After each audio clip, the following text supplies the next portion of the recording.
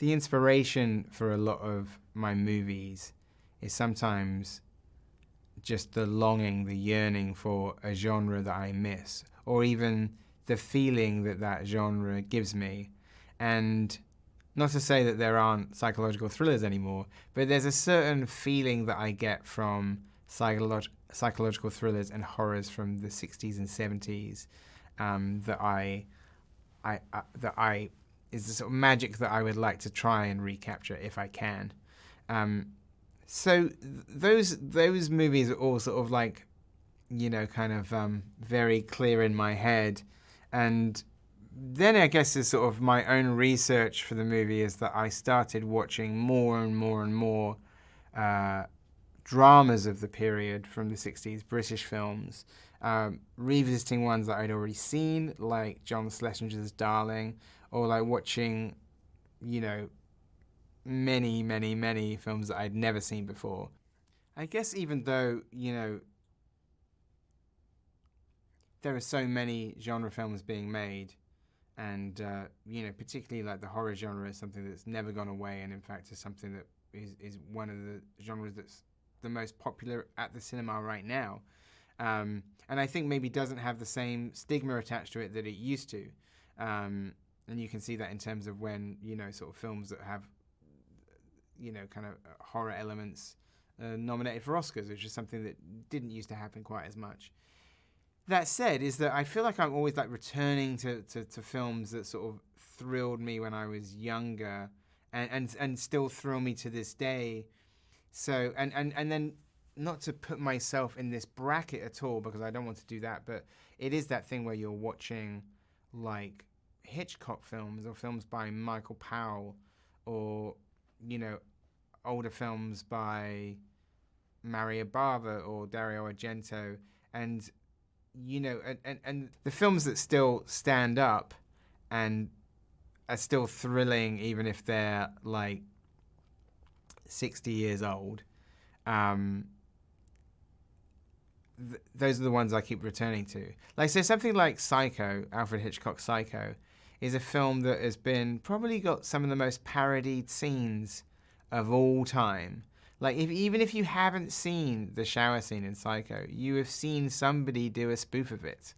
Like, and it's something that's probably one of the most imitated scenes in history. And you've seen every single frame of it, like, discussed in great detail. And yet, when you watch the scene in the movie, it still works.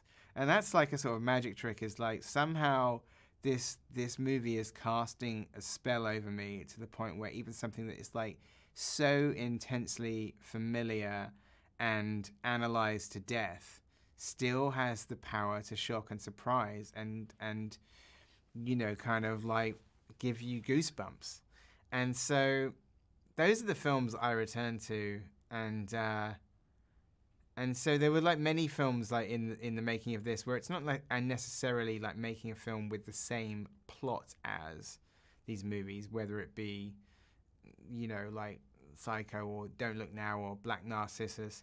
It's just sort of trying to sort of even, and again, I'm not putting myself in the same bracket as these directors, but you're just trying to approach that feeling. Is like that feeling then you get, like, I would like to make other people feel like that, how I felt.